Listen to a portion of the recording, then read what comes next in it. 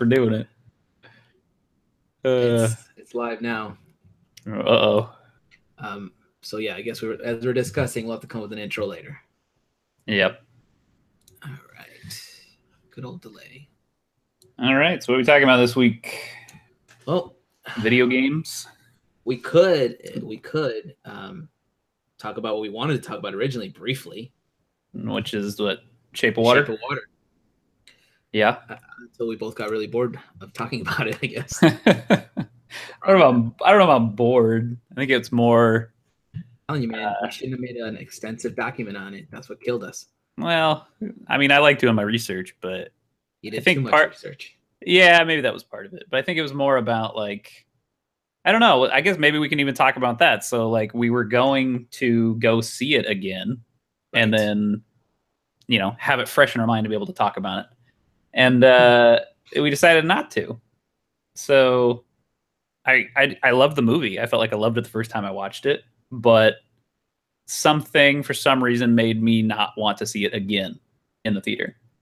And that was also like, I wanted to talk about it, but there was this resistance. I don't know exactly why, I think it's a great movie, but it's one of those things where it's like, do I want to watch this movie again? I don't know. What do you think? Did you delete the document we had? No, should be in there.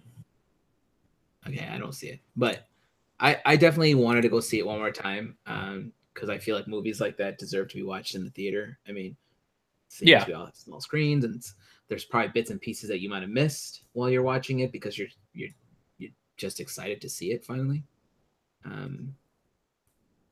But I kind of felt the same way you and Andrea did at the end, where it's like, I can wait for this to come out and I can watch it at home. Kind of. I don't know. And then the more like when we were doing the research for it and we were trying to find out talking points and getting all this awesome information on what they had to go through to film it and the process involved in that, I felt kind of like I was kind of like watching it again already, Yeah, so maybe that was part of it, is just like doing too much research about it before just going and seeing it again. I don't know. Part of it was like I wanted to watch it again so that I could pick apart very specific symbolism scenes within the movie that I actually noticed the first time, but I was like, okay, how does that get reinforced throughout the film? Like for me, the movie is about being a fish out of water. Like that is the theme of the movie, and finding something that you can attach to that is, like something that makes you happy, I guess. But then she finds that in this fish man. So then I'm like, what is this? What are the themes here? Like, how does that back it up? I don't know. Obviously, the movie is getting all kinds of award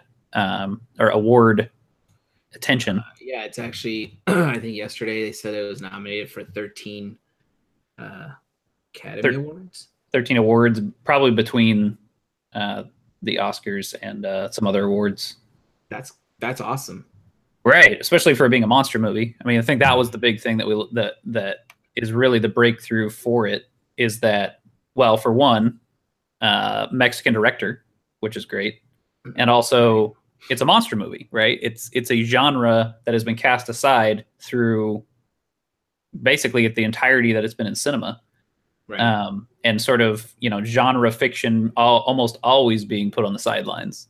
Because it's a tough sell for some people. I mean, sure. I should say some people, I say most people.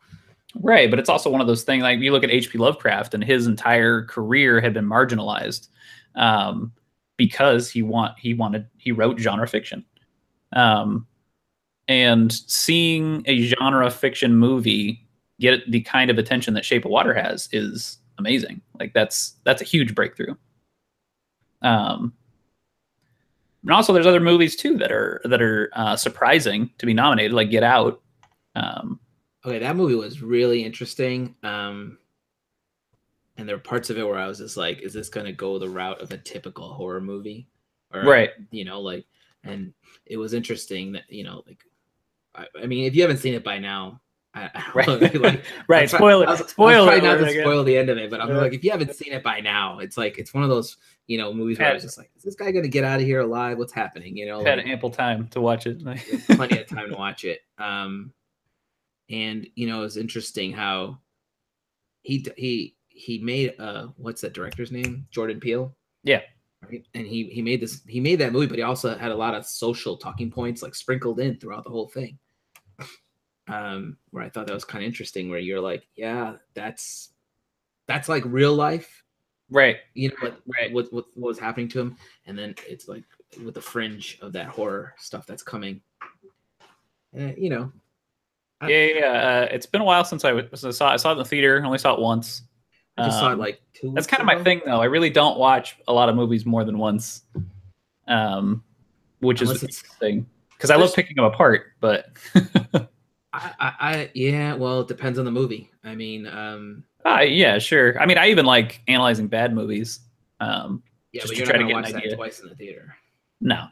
So, but yeah, I mean, it's a good movie. I'll watch it multiple times. And I think now have you heard of this thing called Movie Pass? Yeah, you were telling me about that. Dude, I can literally go watch a movie today and another one tomorrow and another one the day after. Oh, your dog's home. Yeah. Hold on. And let's see. But at any rate, I guess it's nice to see some indie flicks getting some love finally. What's that? I said it's kind of nice to see some indie flicks finally getting some love. Yeah, stuff that's at least not always in the mainstream. Yeah. Speaking of that, my dog is totally just drinking water over here. It's fine. That's the kind of stuff that's going to happen. Right. He'll have to make an appearance on the show at some point. He's going to have to build a sound booths for both of us at some point. Right. Anyway. Did you happen to see like Brian was on 1FW this morning? He had built like his pro panels all around him. I haven't watched it yet.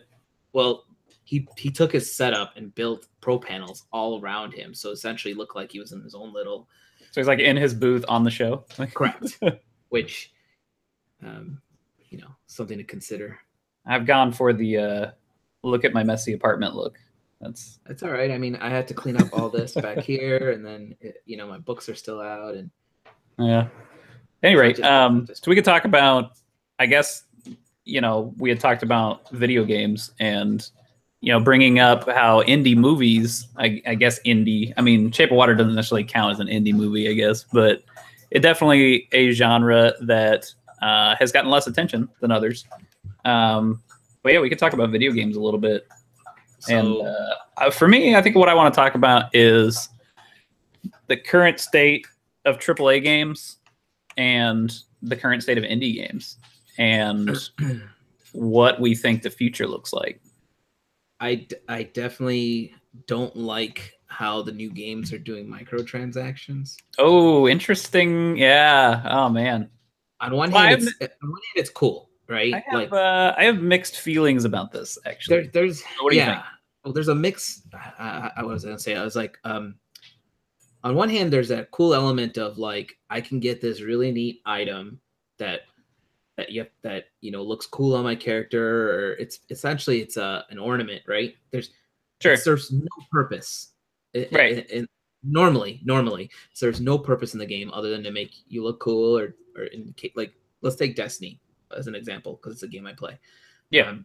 All their the microtransactions are like dance moves and fancy colors for your armor. I guess I hadn't realized that Destiny added microtransactions. They call it, so you basically in the game itself, you can get stuff called like silver, and then I think there's a new thing called bright dust. You can use that to buy stuff, but if you don't earn it, you can buy it, and it's like $20 for. You buy like an engram that you roll, and you get one or the other from it, and then you spend it. But at the end of the day, you're still spending 20 actual dollars. Yeah. On a game that you already spent $60 on. On a game you already spent $60 on. It's like those fancy little features. And if you look up like how much money they're making off of those, off the microtransactions, it's a ton of money. Yeah. And I forget what other games are. I think Overwatch might do that now. I don't know these. I don't play Overwatch. I just But Well, they have so Overwatch has loot boxes, which loot boxes are a very interesting thing. Basically, if you're unaware of what loot boxes are, there's a bunch of unlockables in a game that you play. Usually, this is in free to play games, but there's a bunch of unlockables that you get. Like you basically get rewarded as you're playing the game. They give you either in-game currency, or they give you like you level up your character and you get a box, right? Right. You open this loot box and random items come out of it. So some are harder to get than others. Some are, most of the time you get just sort of random junk. So that's exactly what they do with Destiny. They call them engrams or engrams, and it's the same concept. It's totally random what you're going to get out of it. So it's, some of it's gifted to you as you play the game, and then they have I guess you can call them ranking systems. There's low end and then high end, and they call it, the high end is called an exotic. So it's basically their rarity system. So I don't know. So I guess I kind of like the idea of it. I just don't like that it costs so much. Sure, yeah. Like so and it's all vanity items. It's all stuff that makes your character look different. Exactly. Can you get those? Can you unlock them by just playing the game, or do you have to buy them? No, there's some items that come up randomly. But then there's some like they just did this big event in the winter a couple weeks back called the Dawning, which is their like winter event, and there's specific gear you can get from it, and you can just grind forever and try to get these Dawning engrams, turn them in, and then hopefully you get the armor you want. But you keep doing that over and over, and at some point you're like, I didn't get what I wanted, so I'm just gonna go pay and buy a bunch of pay for it. And even that, but that's even like in Destiny 1 you would pay for X amount of money to spend and you'd buy exactly what you wanted. But with 2, you're paying for a random roll. Oh, so you can't even just straight up and buy exactly what you want. Right. You're buying so this, pretty sure that's how it is, which I was like, that's brilliant on its in a sense, because they're forcing some people to just say, I want this, I need more of that. Right. But is it gambling? That's the big question, right? That's the thing that's so questionable, is that it walks a fine line where it doesn't quite qualify as gambling because you always get something. Okay. Yeah. This is how a lot of things skirt gambling law, is that if you pay money and you get something, it's not gambling. If that something's not necessarily what you expected, still not gambling. So I guess the bigger question is, how ethical are these loot boxes? And really, it's like this idea of loot boxes, I think, comes from, I think it has its roots, and it's probably even before this, but maybe in trading cards, right? I look back at Magic the Gathering, and booster packs work exactly the same way as these loot boxes, except with Magic the Gathering, you have to buy booster packs to play the game. Here, it's just vanity items. You still play the game. So Magic has existed for 20 plus years now off of this model, and it has brought up some questions at some points in time. And I think, as sort of a nerd culture, have decided that it's okay for Magic the Gathering to do this. Right. And to exist this way. And that might partially be because of the secondary market. So you go into a game store, there's this particular card that you want to buy. You can usually buy a single of that card. You don't have to keep opening booster boxes until you find it, unless it's a brand new set. Then it can be a little harder to find some of the stuff, but there's always online shops and eBay to find what you're looking for. That's not the case with these digital games. And the other thing that's interesting with these digital games, this brings up digital card games too. When you look at Hearthstone, made by Blizzard, you buy booster packs in Hearthstone and you get cards out of it, but you can't recoup any of the cost of those cards by then selling them. You can't trade them. You can't sell them. They're locked to your account. I don't know. It's weird because on one hand, I don't necessarily mind the free to play model. I was playing this game. It's sort of a battle arena game. It's not quite like League of Legends. It's called Battle Right. I think it's a great game. The game is really well designed. It's fun. It's very action packed and fast paced. Is one of the problems I have with League of Legends. Why I played it for like 20 minutes. Battle Right is very quick rounds. You play best 3 out of 5, and then you're off to, each round lasts 10 minutes maybe. I see it. It's on Steam you're playing. Yeah. Download on Steam. I played with my brother. And what's that? I'm sorry. I was going to ask you if is it easier than what's the Heroes of the Storm or League of Legends? I would say it's harder. I would say it's considerably harder to play. Because those games were stressful, man. Yeah, well, it's so funny to me because like I tried to play when I first tried to play League of Legends, I was playing StarCraft 2 at the time. And you want to talk about the most stressful experience I've ever had playing a video game? It's StarCraft 2, but I'll come back around to that. So Battle Right, it's free to play game. You download it for free. You get a rotation of characters where each week it gives you free characters to play. You can unlock all of the items in the game just by playing the game. It would take you a very long time to do so, but you literally can unlock everything in this game without spending any money, without spending $1. That's kind of cool. Right. I'm like, this is a very interesting model because I think what they're trying to do, right, they're trying to balance out. So the other thing, too, is there's a bunch of different heroes you can play as. And if you don't want to spend a whole bunch of time playing the game, but you want to play, maybe there's a particular hero that you like a lot, or you just want to have access to all the heroes, you can just unlock them all for like $30. $30, you unlock every hero now and every hero that we'll make in the future. And so you basically bought a retail copy of the game. Right. And I think that's a good idea. That's how they should do it instead of trying to like nickel and dime you for right. This to me feels like the way that you do free to play right. I shouldn't say free to play, microtransactions right, is that you give the players the ability to unlock everything in the game. And it's not everything. There's still vanity items, but they're unlocking every character. There's still a chunk of stuff. There's actually certain vanity items you can only unlock by playing the game. So that's rewarding players who are really invested in the game and play it a lot.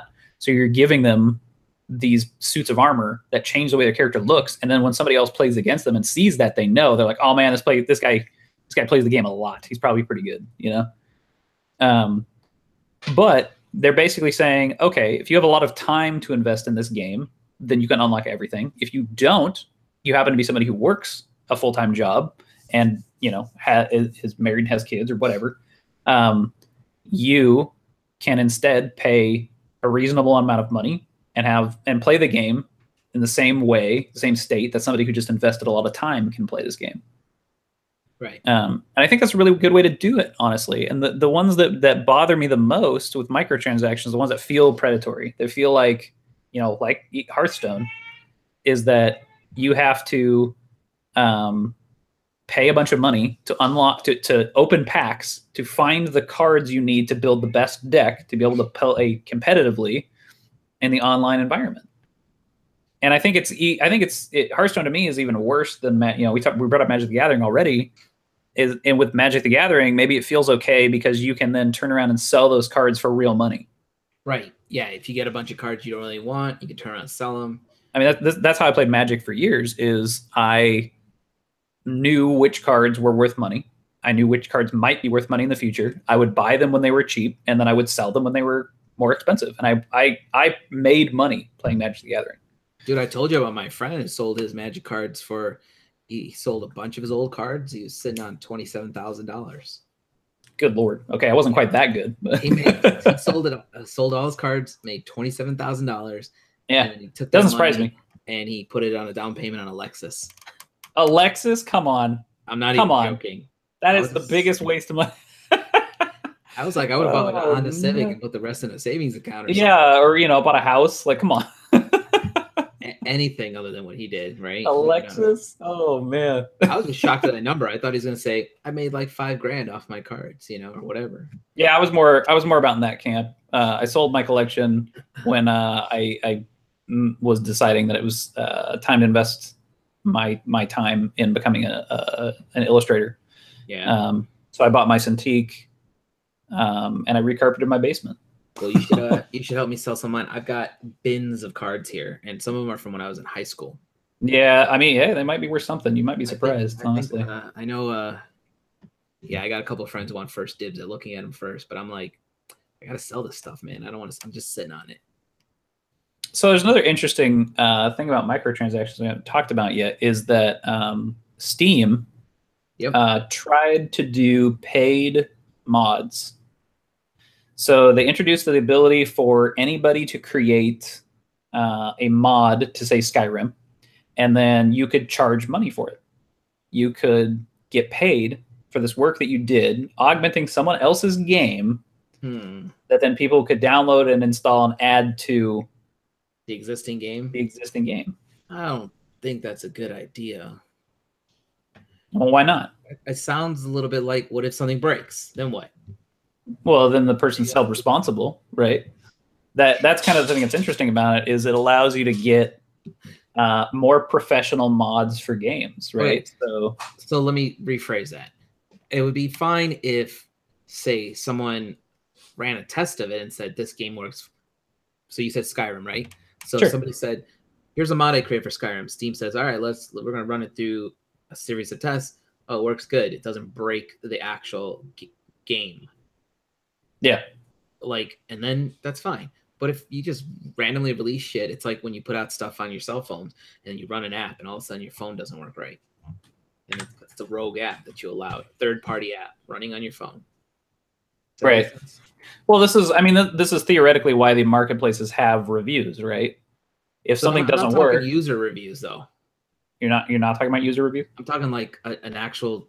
Well, they have a vetting process. They have a vetting process that says, this thing works or not. So that's what I'm talking about. Like, you know how, like I told you, I'm waiting for Battle Chasers. It already went through the process with PS4, Xbox, and Steam. Yeah. Steam allowed it. Yeah. But Nintendo said, hold up, man. We have to run our tests on it.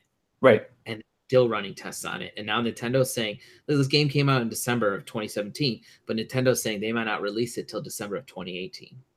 So what's Battle Chasers? I don't remember what this is. Battle Chasers was an old comic book by Joe Madura, who used to draw for X-Men. I don't know if that's where he started, but when that comic book was over, he went and started doing, there was a game on PlayStation and Xbox a while back where you're playing Death and the Four Horsemen. I can't remember what it was called though. Oh, Darksiders? Darksiders. So yeah. I think that's also Joe Madura. Oh, okay. It's got that same style, you know, the big hands and the big feet and big rippling muscles and yeah, it's very machismo. Anime mixed a little bit of. He had his own style, which I really liked. I thought it was a cool, unique style.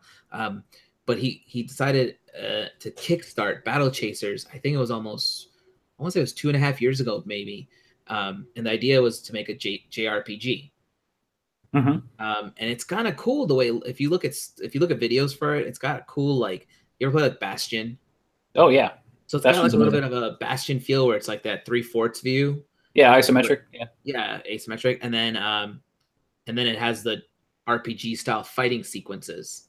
Okay. You used to play like if you play like Final Fantasy and like turn-based combat. Does it have movement like Final Fantasy Tactics? You know what I'm talking about, where it's moves kind of like a chessboard.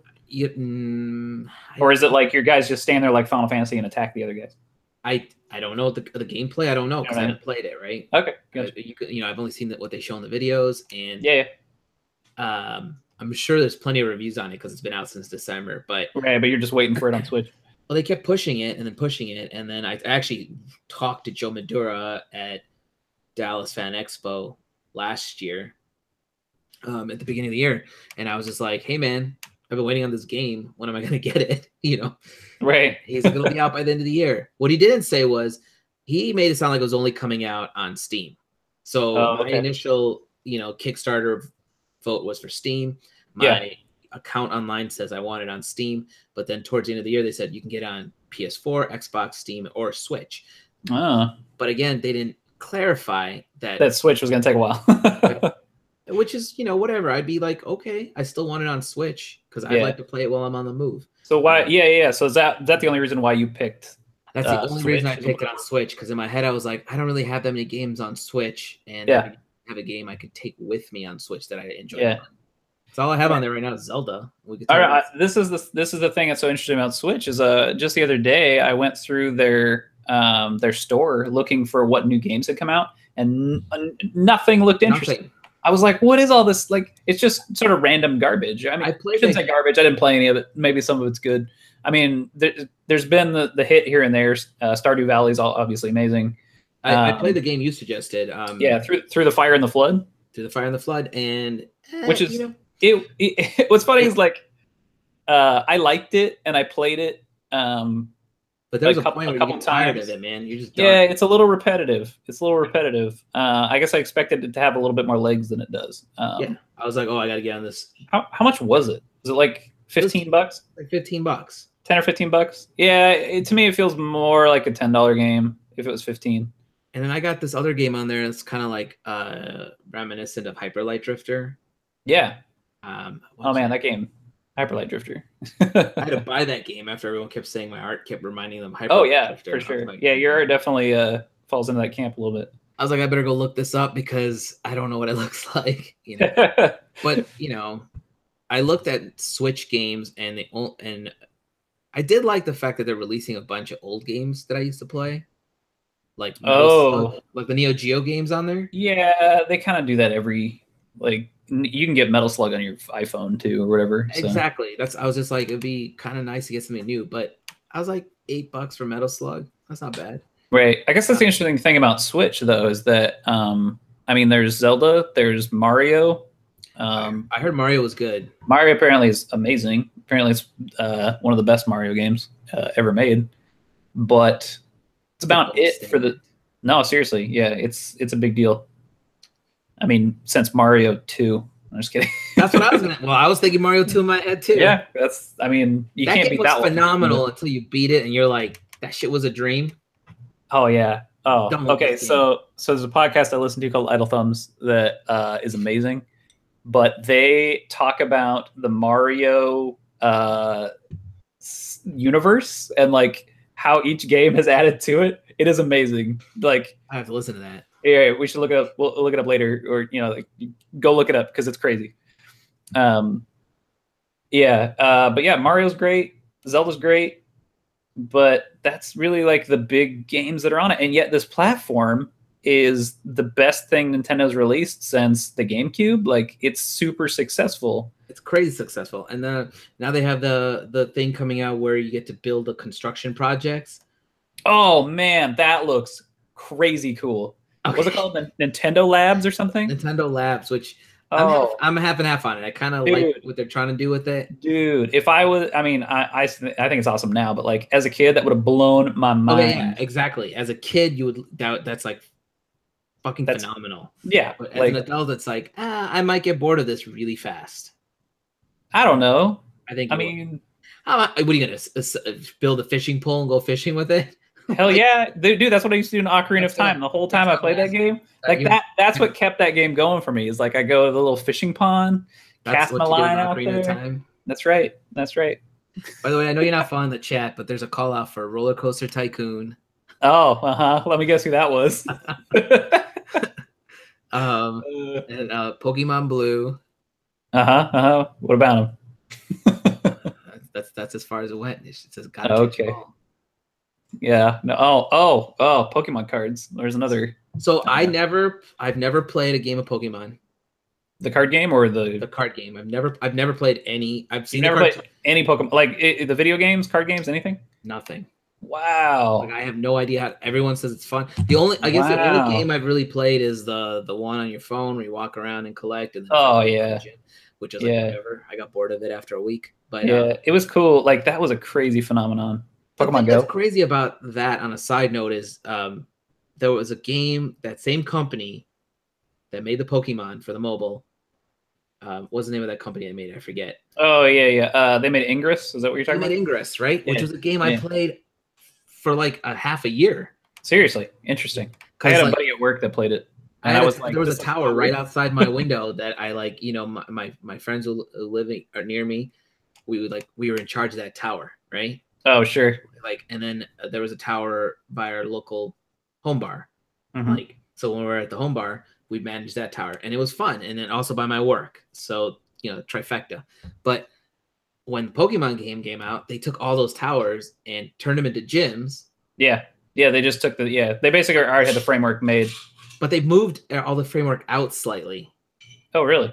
So I no longer was in range of the tower. Well, I used to be able to manage the tower right here from your house, from my condo. Oh, but man. Once that game came out and they expanded it slightly, it was just enough out of my range where I couldn't even I couldn't even battle in that gym.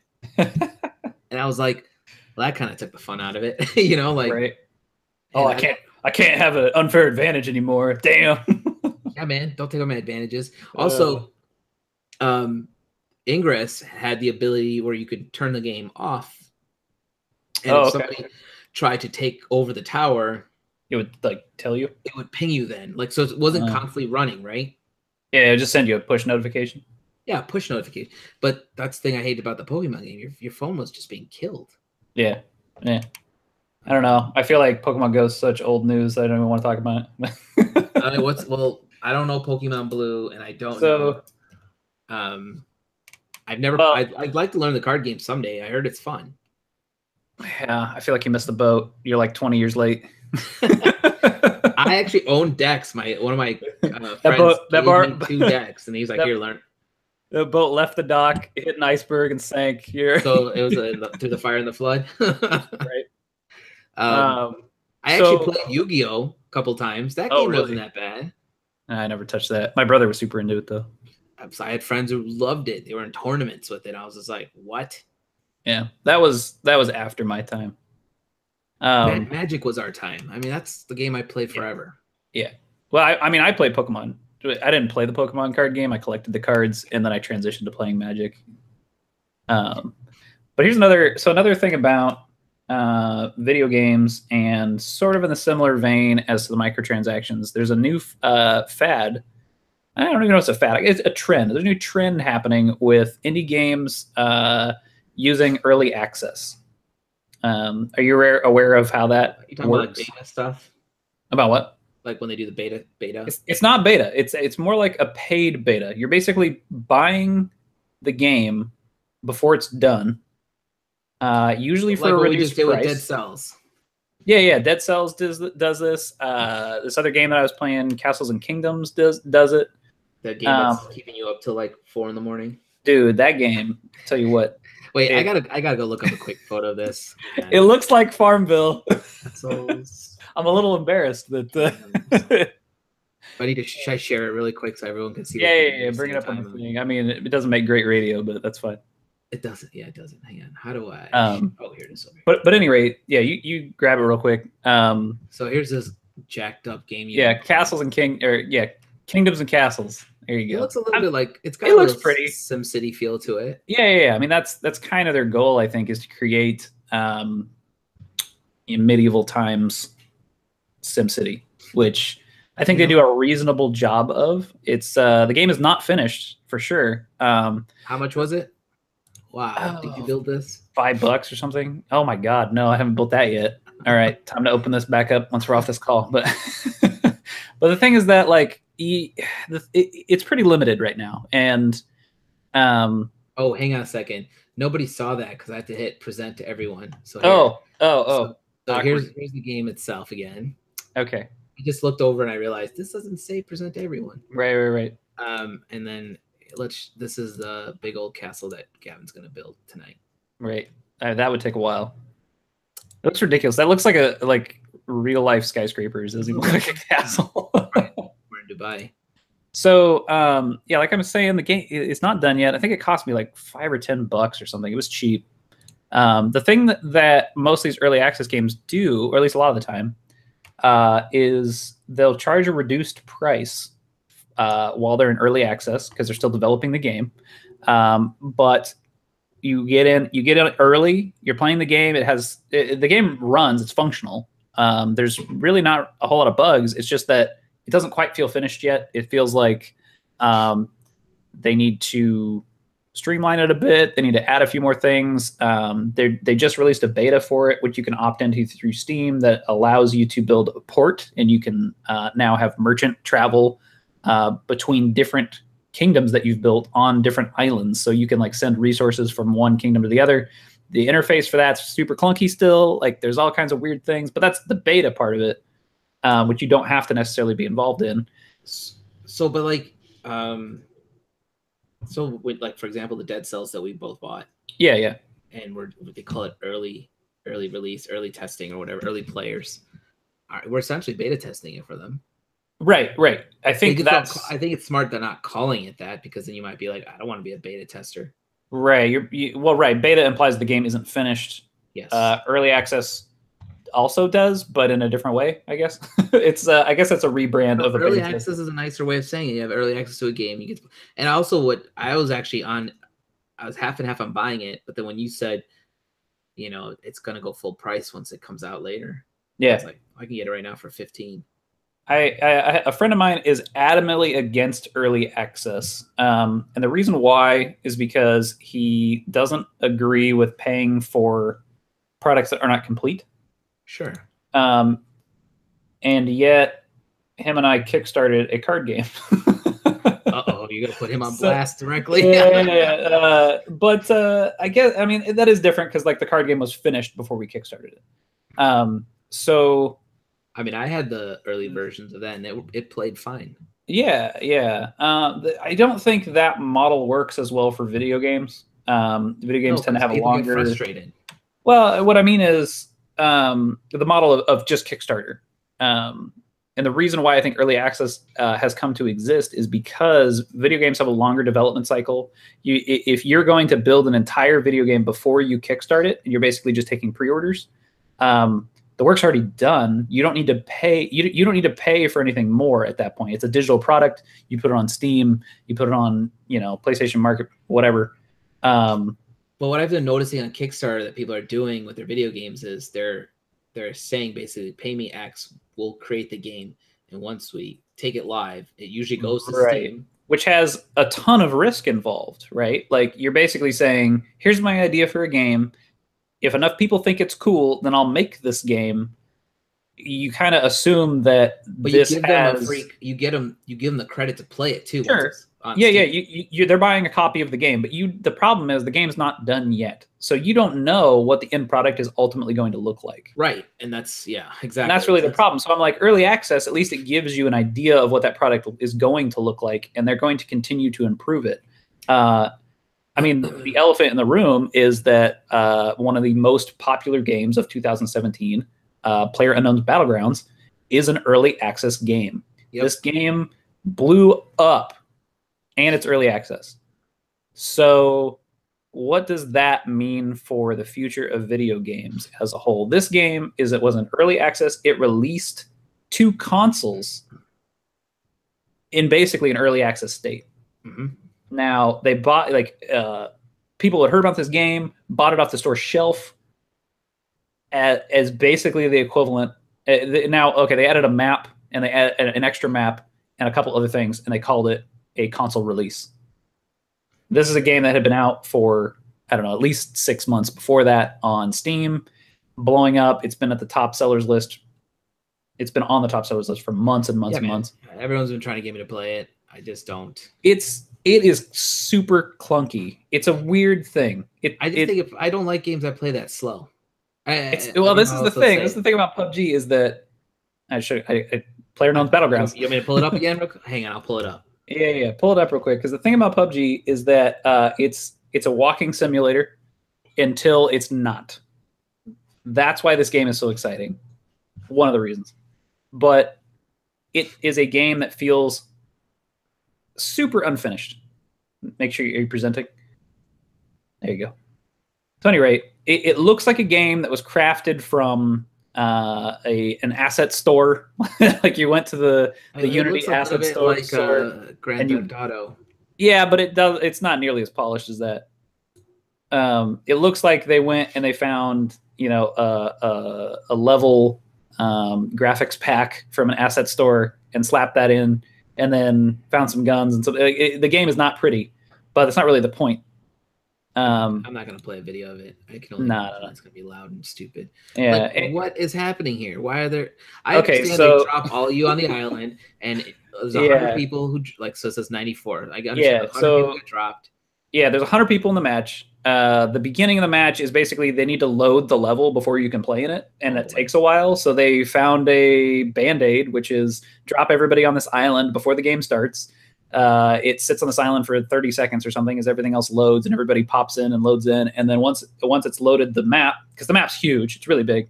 Then it puts you on a plane that then you parachute out of. There's different locations that you drop into, where you start with no gun. It's very Hunger Games, right? Where you basically get put into this battle arena. You have nothing besides the clothes on your back, and sometimes not even that.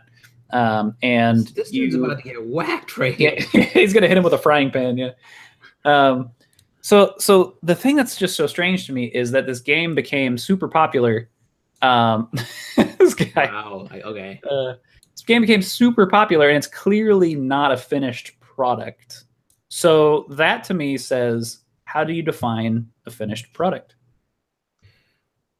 I don't know if we can. You basically, you put it up as early access and it blows up. That's not your fault, you know?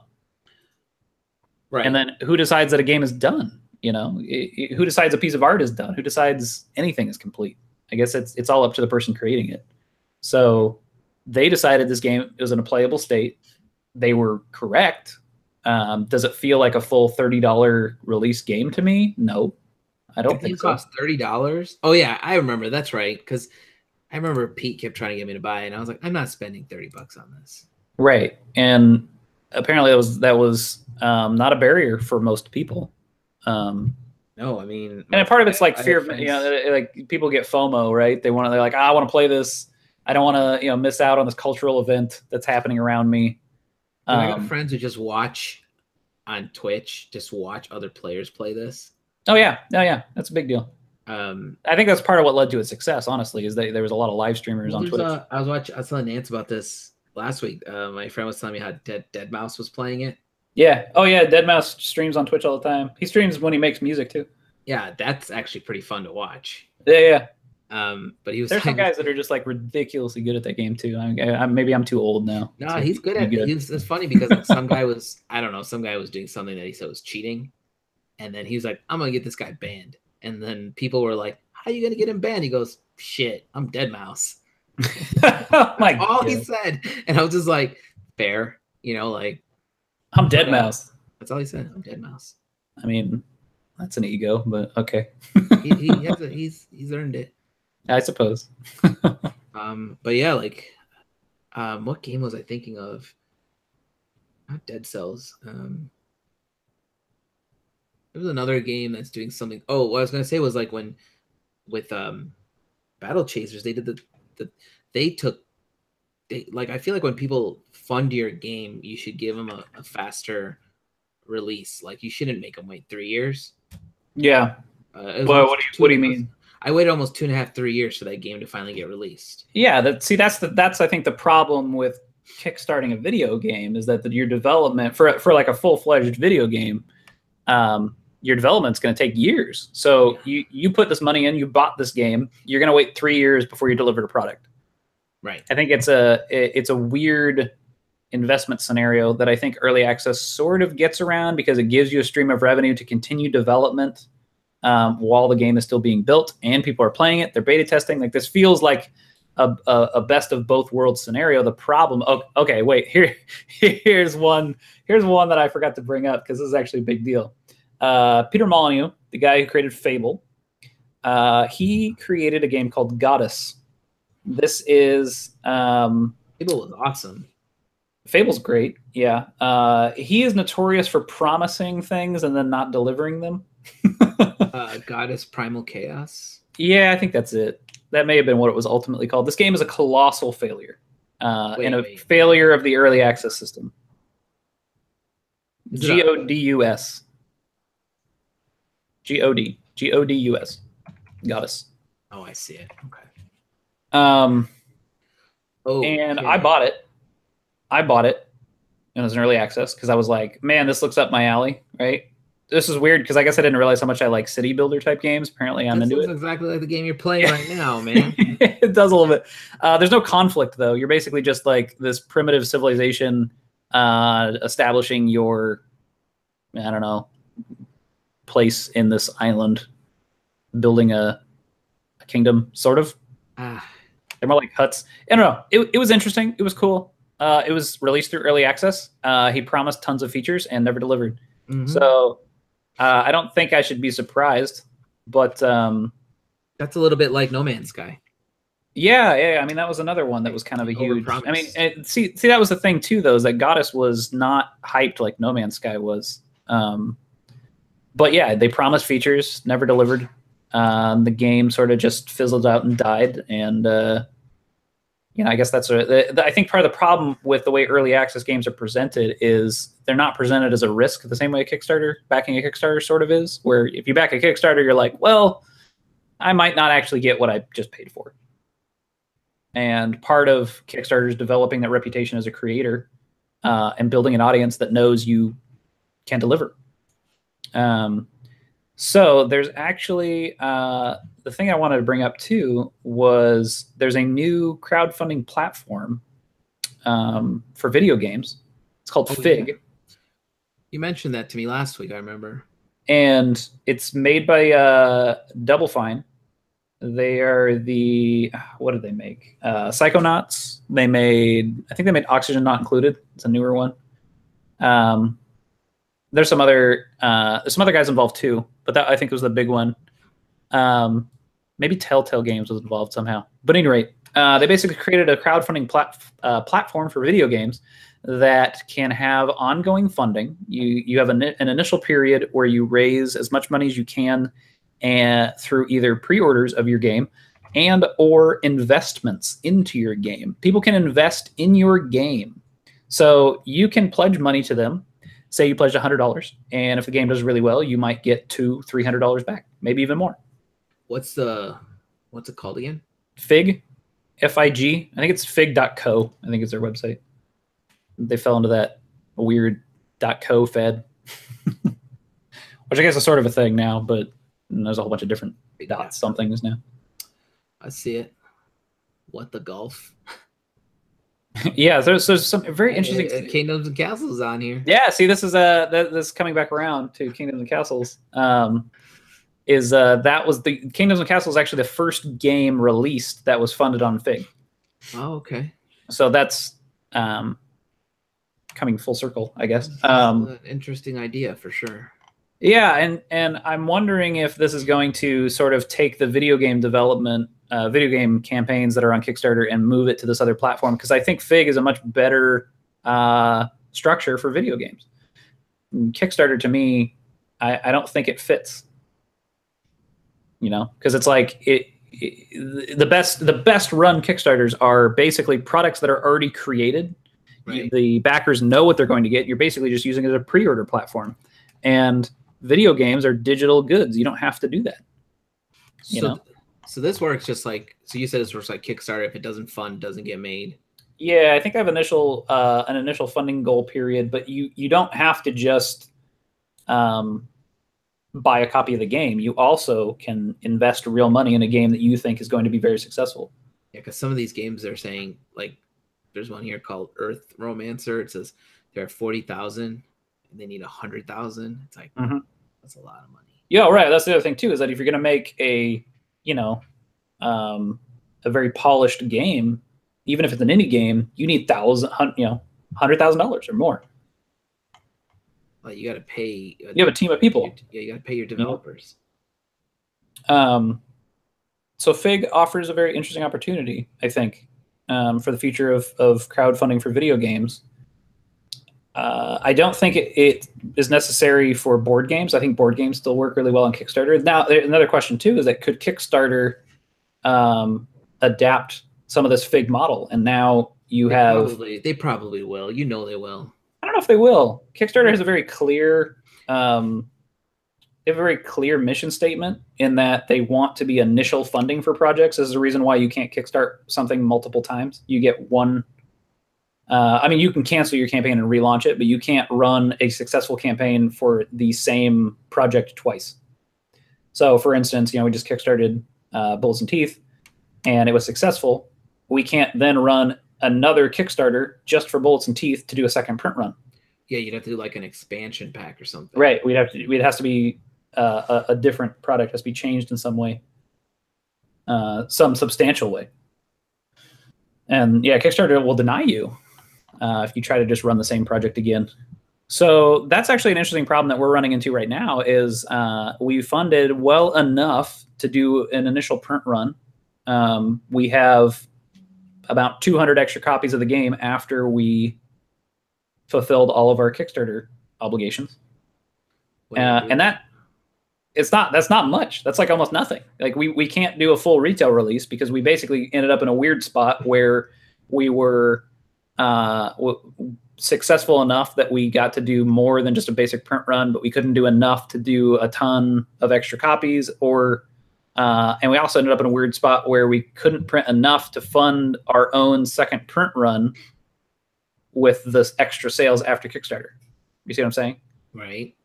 So now it's like, well, what do? We either make an expansion pack and then do a second print run of Bullets and Teeth with the expansion pack, or we look at something like Indiegogo to basically just run another Kickstarter campaign on Indiegogo to fund a second print run.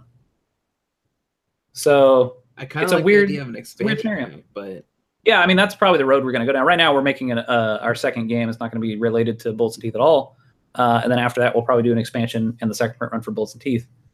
But at any rate, I don't know. The state of crowdfunding for video games is interesting, and I think early access is just kind of a band-aid part of that has some drawbacks, but I'm kind of for it. You know, I like the idea behind it as long as they're not like, oh, thanks for helping us with this. Now you have to pay us extra for the full version. Well, the big thing we didn't talk about in the microtransaction section is Star Wars Battlefront 2. Oh, and yeah. the massive backlash to that game for them adding in microtransactions. But they were pay to win, right? Which means you can buy superior equipment, superior items, superior ships, right, and be better at the game because you spent money on it. Which I'm kind of torn on this too, because part of it to me says you're basically allowing someone to spend a bunch of time playing the game to get those things, or they can spend money, right? And if time equals money, then if somebody has more time on their hands and less money, they can just play the game. And if somebody has less time and more money, they can just pay the money and then have the extra stuff. Yeah, and then you're running around decimating everybody on the field. Sure. Well, I think if it's done right, I think the way that you do it is you make it so that you can keep up with the people that play a lot. That way you're not at a disadvantage because you can't sink the kind of time into the game that you used to be able to. But I don't know. It's a slippery slope because if you end up in a category where you have to spend money to be good at the game, that's a problem. That is a problem. You basically then released a game that was a $60 game that wasn't a full game. No, I mean, that's the one thing I like about I'm half and half on those microtransactions. I don't spend a lot of money on trying to fancy up my stuff. I use whatever's freely given, right? Right. And yeah. But I mean, if somebody wants to buy something, it's cool. I mean, they're not going to all of a sudden be better than me at the game, you know? Right. So you think that's unfair then? What Battlegrounds did, I think that's unfair. Yeah. Because what if you're just like you said, you know, what if you're just a casual player who's like, I don't want to spend all this money on whatever. I have a laser pistol. You got a lightsaber. Right. Well, what if you could also get a lightsaber if you played the game a lot? Right. If it's gifted to you throughout. So Destiny kind of has that same concept. Like when you do the grind, you have a better chance, I feel like, of getting something better. Mm-hmm. Like you build up your character, you build up the points, you build up your light, right? You build up your rank essentially, and then you get something from it. Whereas if you're just sitting around doing nothing, why should you get something good? Yeah. And if you don't want to do anything and you're just like, I'll just pay the money for this awesome cannon that's going to kill everybody when I enter the room, that doesn't seem very fair. Yeah. Or it could be fun for about 5 minutes. Right. And then you're It's like every time they make a gun and it's broken, like they had this gun called Prometheus Lens. It was essentially a laser cannon, right? Mhm. And it was so broken, like if you just held it on somebody for like 2 seconds, it would die. They're just dead. 3 seconds. Now imagine a whole game where there's like 6 of us running around with this thing in our hands. It's like everyone's just shooting at each other, and then if the players people that didn't have it were going to get owned hands down. And then they did this. They have really good developers, so like literally every week they release a whole. If you like, I play a lot of it, so I get this. Their forum every week or every 3 to 4 days. They'll be like, "Here's the bugs we fixed. Here's what we've been fixing," and usually it's fixing something they miscalculated on. They do like all these tests, which I think is kind of cool to balance out the strength of one gun versus the other gun, to make sure players aren't like. There's a gun in there right now that fires off these little spiders that track you, and it's a little annoying because you'll be around the corner and these things will go around the corner and track you, right, and kill you. Yeah, and it's like it requires like no skill. You just fire in the general direction. Right.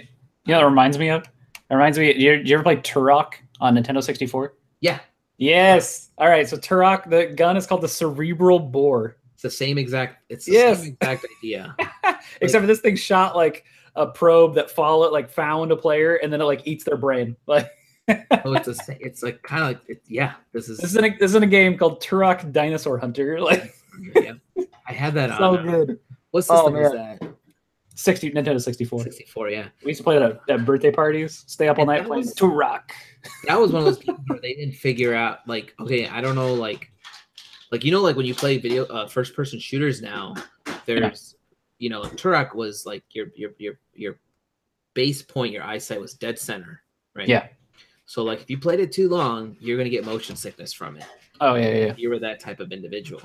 But there's a cool article out there you can read. When Destiny 1 first came out, the guy who designed the play field on it, he based the way the game moves. Part of the article said he based it on, he studied how boxers move. Oh, interesting. Like boxers, he said, don't keep their head straight up; they keep it slightly forward, right? Mm-hmm. And then so instead of keeping the crosshairs dead center, they're actually slightly lower. I think they're slightly lower. So, and it's also the way you move left to right or up and down, it's not like the screen is moving, I guess. They're trying to explain in such a way like it's one of the few games where you get less camera shake and less motion sickness. Yeah. Also, he was saying he figured out simple little tricks, like most games have the weapons, which you see like the barrel sticking out at a certain percentage. They backed it up a little bit or something. And I could dig out the article, but it's a very interesting read on. Those are parts of the games people don't really think about, right? Yeah, I mean, interesting design decisions, right? Yeah, design decisions. Like for Destiny, there's a whole podcast called Crucible Radio. And they talk about like the cone for like when you fire off a gun, like there's a cone like of when it gets weaker and weaker and weaker, and it's stuff I never even farthest thing from my mind. I just want to play the game, but when you learn those little details, you're like, it's kind of interesting. It kind of shows that they took some time to develop it. And also Destiny's one of those games where like the lore is based on like there's so many little Easter eggs in there you can find if you took the time to research it. So I've actually been digging into building some games myself in Unity, which is sort of it's like a tutorial I follow. I tried to install it on the phone, and then my phone was like, I can't play this. The thing that's so interesting is like I've been a gamer my entire life, and I've always been interested in making video games, and I had sort of told myself that I don't have the skill set to do it. I don't know how to code. I don't know quite how to make graphics and put them into the game, but like Unity, I started following some tutorials through their website and found it surprisingly not that difficult. Have you tried Game Salad? No. Somebody mentioned that on a YouTube, one of the tutorials. I don't know if it uses Unity or not. I'm going to share the screen so you can see it. But essentially, it's supposed to be, as my voice cracks, it looks like you have to buy it now, but it used to be free at one time. But you can basically maybe it's free to educators or something. Yeah, but you basically develop everything you want within Game Salad. Oh, okay. So this is more like a mobile. It's no, developer. Well, you can push it to. I think you can push it to all the platforms. Oh, interesting. Yeah. Okay. Well, yeah, that's all Windows. Okay. Huh. Yeah, Amazon, Windows, HTML, Android. So, well, the thing that's interesting about Unity is like, so I went through these tutorials that were using like you're coding in C# through a lot of it, and you're writing scripts and sort of telling different game components what to do. And I was finding it like, oh, okay, this is not that difficult. I'm just sort of following along with what they're telling me to type. And then I found this plugin for Unity that apparently makes it so you can set it up and you don't have to code anything. It literally is like you can build a game, no code. I'm like, what? So I'm gonna check that out. How do you build a game with no code? I don't know. It basically gives you like a code visualizer. So it's writing the code for you. So I'm like, maybe it writes really crappy code. I don't know. But it had crazy good reviews, and I'm like, okay, well, I'll give it a shot. It's basically a plugin. It costs like $65. So it's got to be a lot of like drag and drop. Yeah, basically. Yeah. The thing that concerns me a little bit is like, okay, what kind of a game can you make with this? Is this, is it sort of like, oh, are you stuck in this sort of box of this is the type of game you can create with this and that's about it, or what? I don't know. So I'll play around with that and report back later, I guess. if I was going to make a game, I'd like to make it like a puzzle game. A puzzle game, huh? Interesting. I don't know. Something that keeps. That's not what I would have pegged. That's not what I would have pegged you for. I mean, I'd love to make a first-person shooter, but I ain't got time for that. Right. I used to love games like Super R-Type. Oh yeah. You remember that? And like Gradius and all that stuff. Those are some of my favorites, but I don't have the first clue on how to make those type of games. Yeah, I don't know. Something about the experience of a video game to me is different than any other form of media. It gives very different storytelling opportunities when someone is playing in the action. They're actually playing the character rather than observing someone as sort of their stand-in. But I don't know. You put yourself in the character's shoes, and like I don't know. I like playing games like have you played The Witcher? Yeah. What? Yeah, I don't know. I play Witcher 3, and I'm kind of. That's what I'm playing right now. It's fun as hell. What's wrong with you? I'm kind of lukewarm on it, honestly. I know it's like. I'm sorry, it's not building castles and kingdoms. Hey. What can you do in The Witcher? I can build my own kingdoms. What can you do in The Witcher? Huh? Is that? I can slay griffins. I don't know. Yeah, you can have sex on a unicorn. Spoilers. Say what? I have another life goal to achieve now. Yeah. So while you're building a castle, I'll be trying to find a unicorn later. All right. No, I don't know. I like the game. I like the story building. There's certain aspects of it where I feel like the graphics, sometimes I'm looking at it like, why did you try to make these graphics? So like, when like people are like, this is a quick side note. Like I have friends who love 4K. Like they have 4K TVs. They want these high-end games. Or I'm like, oh yeah, I don't need all that. I'm fine playing. I play games that are like 8-bit on Steam. Right. Yeah. No, I'm definitely in that camp. It's like as long as the game is fun, I'm happy. Honestly, I think games that like so Cuphead was an indie game that came out. The game's all hand-drawn animation. It's beautiful. Like you own it? I have not bought it. No. I heard it's a quick play. I heard you can finish it in like 2 hours. I heard it's pretty good too. I haven't got around to picking it up yet. But yeah, I mean, there's Banner Saga, there's Cuphead, there's this other game called Jotun, which you play as a Viking who is trying to like escape. Well, I can't remember what the Viking hell is. Whatever the equivalent is. Is it Valhalla? No, that's heaven. Yeah, I don't remember exactly, but you're fighting titans, or not? They're not titans; they're giants in Norse mythology. But you're basically You're fighting these titans to prove. Maybe you're trying to get into Valhalla, so you're trying to get your way there or something. Anyway, hand drawn, beautiful game. It's called Jotun. Jotun, I think. Yeah, Jotun Valhalla Edition. Yeah, really cool game. I mean the more hand-drawn graphics. I think I like that. To me, these graphic like these, maybe I'm biased because we grew up in the animation era of Disney, hand-drawn animation era of Disney, and I look at these graphics and I go, holy crap! Like these are so beautiful, and there's so much style to it.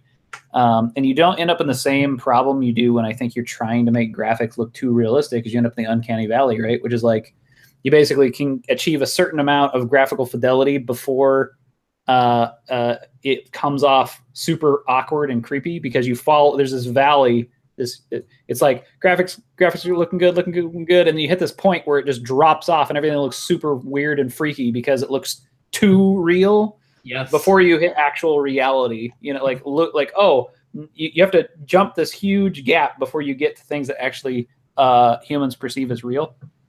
That's the uncanny valley. So that's kind of like I was thinking, like uncanny valley. That's what I was kind of thinking with like The Witcher. Like there's a level of real they're trying to achieve when they do like their cutscenes, and it's like it's too much. And there's a point where I'm like they try to do it so much. I'm very annoyed with it with the cutscenes where I'm like, if you had just left this looking like a video game, I would have been happy. Right. The way this is playing out. Yep. Because you don't fall into the uncanny valley when things look too real. They look fake. There's uncanny valley. I was looking at Get Over It. Get Over It. What was that? Oh, Getting Over It. Getting Over It. Getting Over It with Bennett Foddy. Oh man. You know what Uncanny Valley reminds me of? Getting Over It. That game's fucking annoying. It's supposed to be. Uncanny Valley reminds me Getting Over It. Sure. Have you remember Flashpoint? Flashback. No. Uncanny Valley looks exactly like. Hang on a second. What happened to my extra window? Son of a bitch. It's an old game. I think it was on. You look it up real quick. The thing that I think what's so interesting is games looking like games is not necessarily a bad thing. This is Flashback. You presenting? Yeah. Okay, I don't know. This looks like a game. This doesn't look. This is an old game. It's called Flashback. Yeah.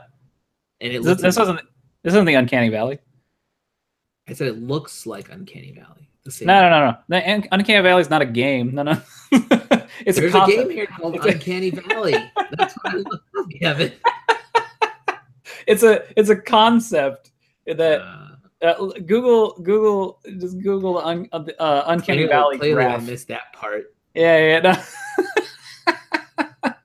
I got your little spiel about it getting. That's awesome that it's a game. I had no idea that it was a game. Yeah. Look up Uncanny Valley graph. There we go. Wow. This is what I'm talking about. Now, I mean, if you're just listening, you can't see this. So, so the idea is that, it's a curve. It curves up. Your graphic fidelity is getting better and better and better. And then it just drops off at some point because it looks too real that it looks fake. Yep. And then you got to climb all the way back up the other side before it looks like reality. Like a normal I got the concept you're talking about. I just didn't catch the name. Yeah. It's not. I wonder what that game's about now. It apparently is about let's see, where the fuck did my Steam go? Survival horror game that includes a mix of exploration, puzzle solving, and a bit of action. All right. Looks exactly like Flashback. Gotcha. So all right, well, I think it's about time we wrap this up. That's cool. So we don't have an email, so I guess next week we'll have to come up with another topic. Yeah, we'll an email set up so people can send us their thoughts if they have any. But I think we should wrap up the episode with some recommendations, something that we think that our listeners should check out. For me, I think I'm going to recommend Unity. I think I'm going to recommend that if you feel like you want to make a game or you've ever had the inkling, download Unity. It's free, and follow the tutorials for Rollerball is the first one. Then Space Shooter and Survival Shooter. Those are the three that I followed, and I feel much more informed now. And making a game doesn't seem as scary. What do you got, Alan? You got a recommendation? Put you on the spot. Yeah, I should recommend a book. Sure. What do you got? So, Ready Player One, if you haven't read it. Yeah. I just got Nancy to read it. She seemed to enjoy it. I got another friend to read it. That movie's supposed to be coming out, so now's a good time. So I'm sure they'll change a bunch of stuff in that movie because this book is heavily nostalgic of 80s. Oh, okay. I love the 80s. Okay, I mean, that's our topic for next week.